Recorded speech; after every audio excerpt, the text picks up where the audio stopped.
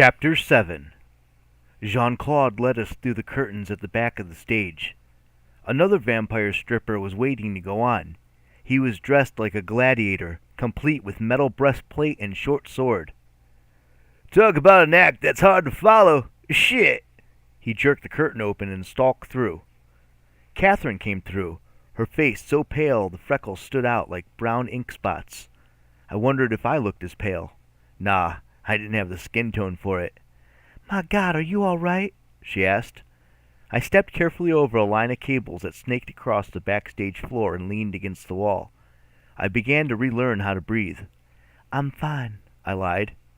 "Anita, what's going on here? What was that stuff on stage? You aren't a vampire any more than I am." Aubrey made a silent hiss behind her back, fangs straining, making his lips bleed. His shoulders shook with silent laughter.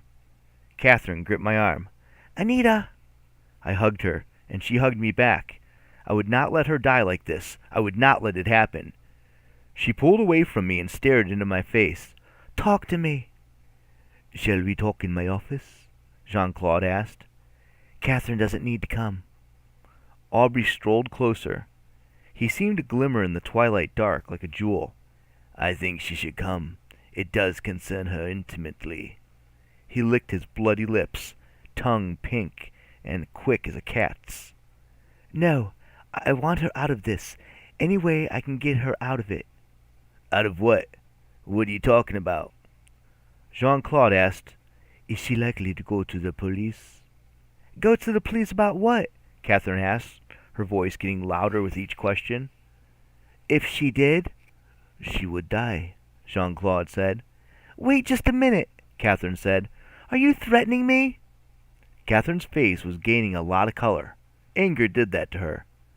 "She'll go to the police," I said. "It's your choice." "I'm sorry, Catherine, but it would be better for all of us if you didn't remember any of this."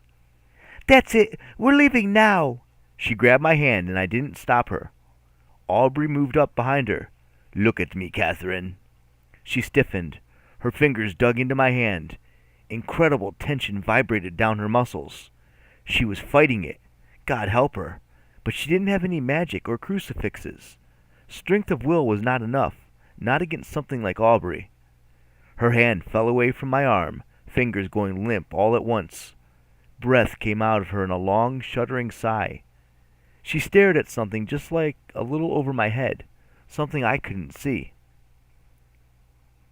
I whispered, "Catherine, I'm sorry." "Aubrey can wipe her memory of this night. She will think she drank too much, but that will not undo the damage." "I know. The only thing that can break Aubrey's hold on her is his death."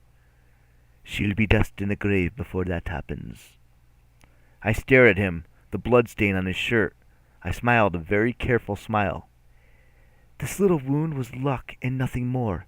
Don't let it get you overconfident." Overconfident. Now that was funny. I barely managed not to laugh. "I understand the threat, Jean-Claude. Either I do what you want, or Aubrey finishes what he started with Catherine."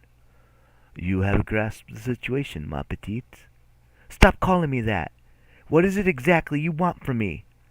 "I believe Willie McCoy told you what we wanted." "You want to hire me to check into the vampire murders?" "Exactly." "This," I motioned to Catherine's blank face, "was hardly necessary. You could have beaten me up, threatened my life, offered me more money. You could have done a lot of things before you did this." He smiled, lips tight. "All that would have taken time, and let us be truthful. In the end, you still would have refused us." "Maybe." "This way you have no choice."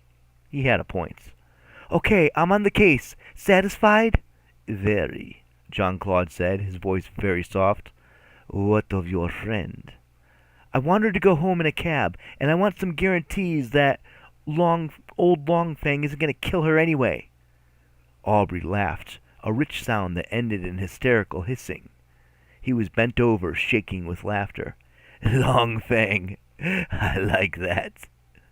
Jean-Claude glanced at the laughing vampire and said, "I will give you my word that she will not be harmed if you help us."